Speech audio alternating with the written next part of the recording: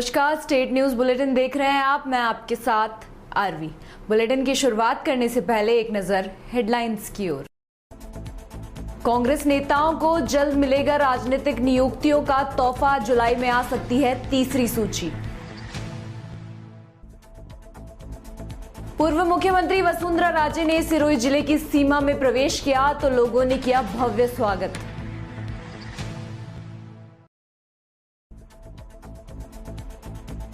पावटा में वार्ड पार्षदों ने दिया धरना, बोर्ड की बैठक बुलाने और भ्रष्टाचार सहित अन्य कार्यों की मांग। और खबरें विस्तार से।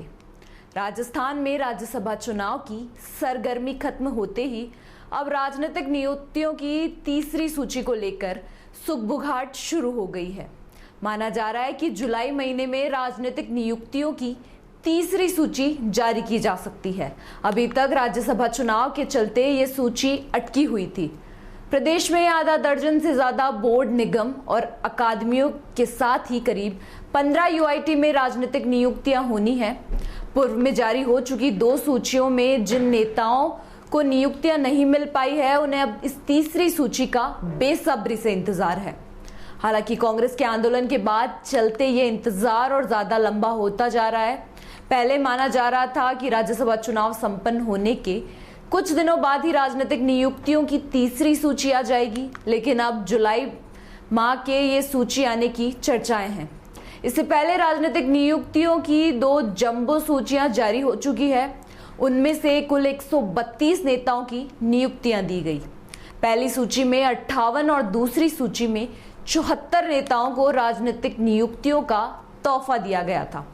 अब तीसरी सूची में 40 से 50 नाम शामिल हो सकते हैं। खबर जोधपुर से, जहां एक स्विफ्ट कार चालक ने रात को जमकर तांडव किया और लगभग 5 घंटे तक पुलिस की गाड़ियां उसका पीछा करती रही और आखिरकार पुलिस ने कार के साथ एक बदमाश को धर दबोचा।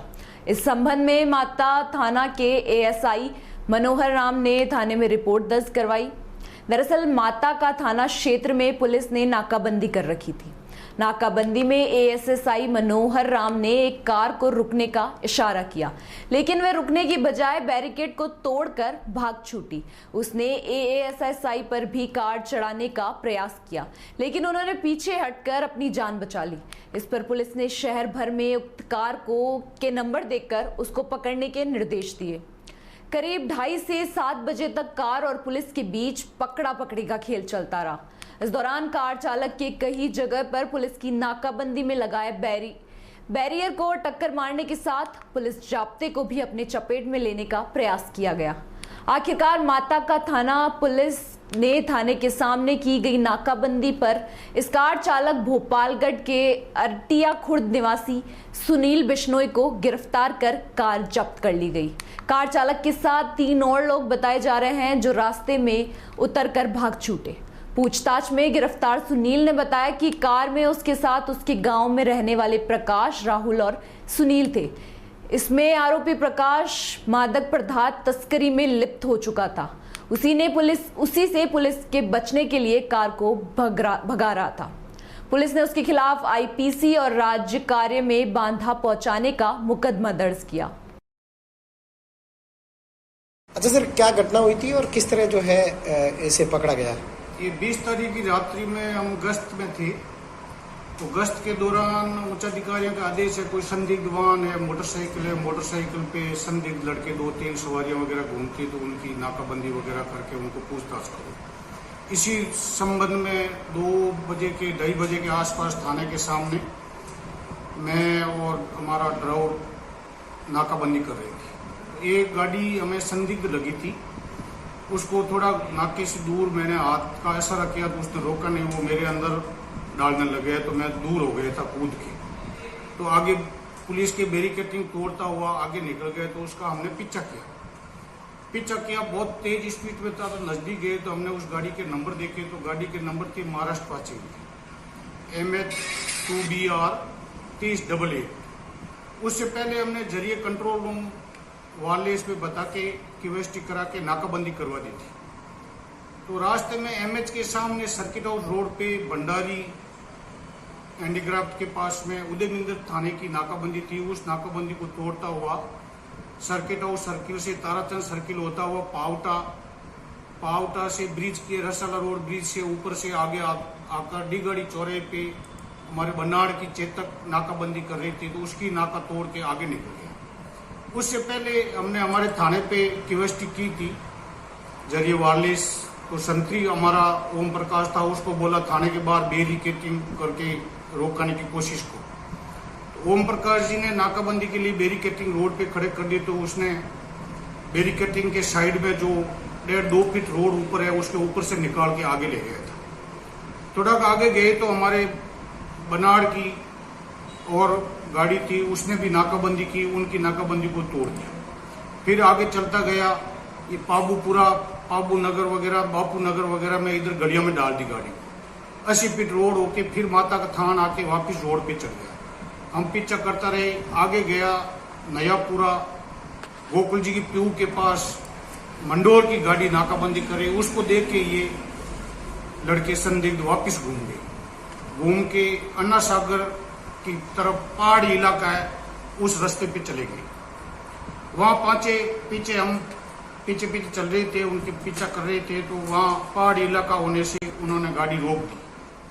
गाड़ी रोकी, उसमें से चालक को हमने पकड़ लिया, उनके साथ और लड़के थे वो भाग गए, अंधेरे का फायदा उठा के पहाड़ियों में इधर उधर छुप गए, जिनकी तलाश जारी है।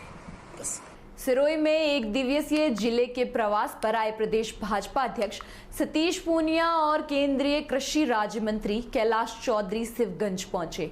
नगर मंडल शिवगंज के द्वारा आयोजित सुंदर सिंह भंडारी स्मृति दिवस पर उनके चित्र पर पुष्पांजलि अर्पित की। आगे कार्यक्रम के लिए शिवगंज तहसील के वाण में आयोजित कार्यक्रम में जाने से पूर्व शिवगंज स्थित वरिष्ठ भाजपा नेत्री तारा भंडारी ने निवास पर पहुंचकर उनसे मुलाकात की और भंडारी की कुशल क्षेम जानी। सिरोही से खबर, पूर्व मुख्यमंत्री वसुंधरा राजे ने सिरोही जिले की सीमा में प्रवेश पर भव्य स्वागत हुआ।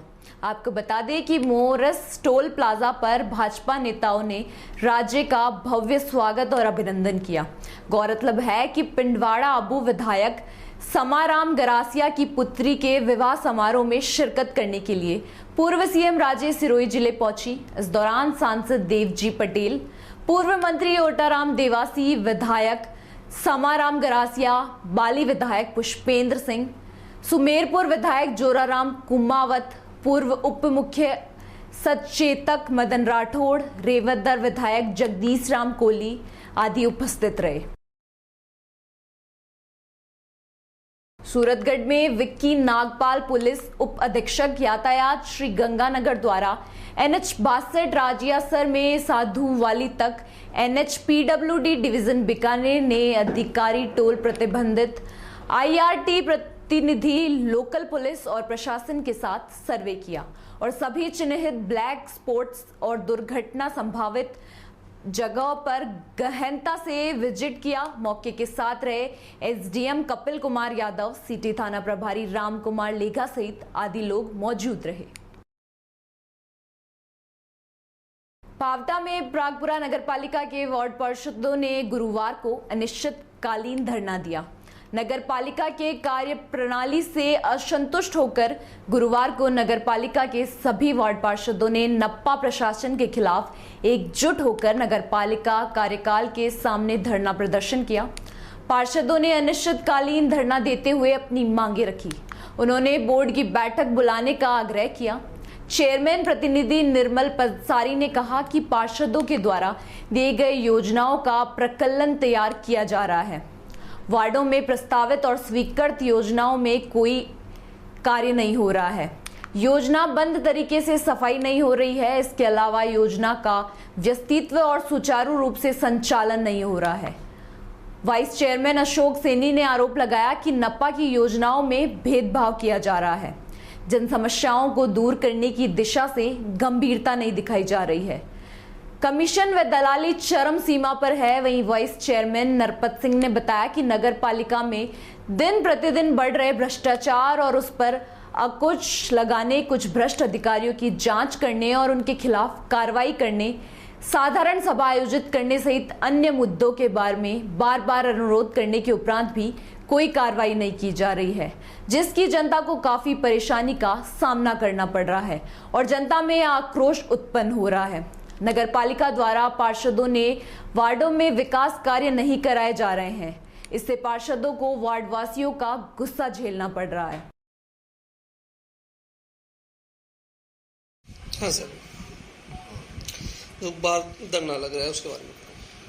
जो बाहर धरना है उसके बारे में ना तो मेरे पास अभी कोई ज्ञापन आया है, क्या उनकी मांगे हैं, क्या उनकी समस्या है। अगर जो भी उनकी वाजिब अगर मांगे आती है तो उसको नियमानुसार निस्तारण कर दिया जाएगा समय अवधि में।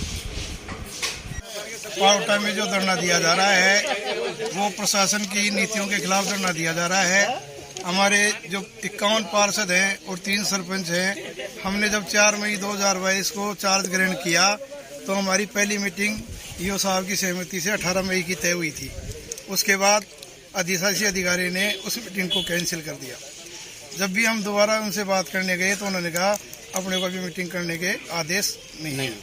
हम डीएलबी में भी गए, डीएलबी में भी चिट्ठी दे करके आए और जब हमारी सुनवाई नहीं हुई तो आज हमें मजबूरन ये धरना देना पड़ रहा है। इसके अलावा जो हमारे सभी 51 पार्षद हैं और 2 वाइस चेयरमैन हैं, उनका यहाँ उचित सम्मान कार्यालय में नहीं है। इनकी सुनवाई नहीं होती है।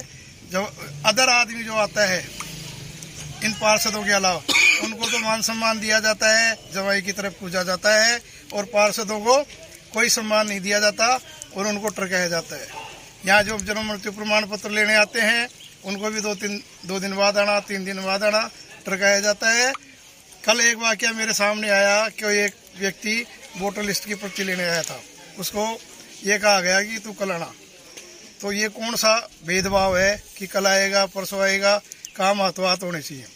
लाइट की व्यवस्था जो है हमारे पास एक जो गाड़ी लगी हुई है और 2 कर्मचारी और 3 कर्मचारी हैं। वो आदमी चेयरमैन को बदनाम करता है कि चेयरमैन ने कहा है कि इसका काम मत करना, इसका मत करना, तू वहाँ करना। जबकि हमने 3 दिन निर्धारित कर दिए उसको, सोमवार मंगलवार बुधवार पावटा कुनेड़ में काम करेगा, बृहस्पतिवार शुक्रवार शनिवार प्रागपुरा और ललाना में काम करेगा। इस विषय में भी ये है कि नरपत सिंह जी ने कहा और मैंने उस आदमी को वहाँ भेजा और उसके बावजूद भी नरपत सिंह जी के गांव ललाना में वो लाइट नहीं लगाई किसी अन्य व्यक्ति के कहने से। तो ऐसे आदमी हमें कर्मचारी नहीं चाहिए जो पार्षदों की नहीं सुने, वाइस चेयरमैन की नहीं सुने और चेयरमैन को बदनाम करे। ऐसे आदमी को तत्काल प्रभाव से हटाया जाए। इसके अलावा कर्मचारियों के ठेके दे रखे हैं। यहाँ मृत पशु का ठेका कर्मचारी को, बिजली की गाड़ी चलती है वो गाड़ी चलती है कर्मचारी की, ट्रैक्टर चलता है कर्मचारी का। क्या अन्य लोग नहीं है जिनके साधन नहीं है, कर्मचारियों को ही क्यों पोषित किया जा रहा है?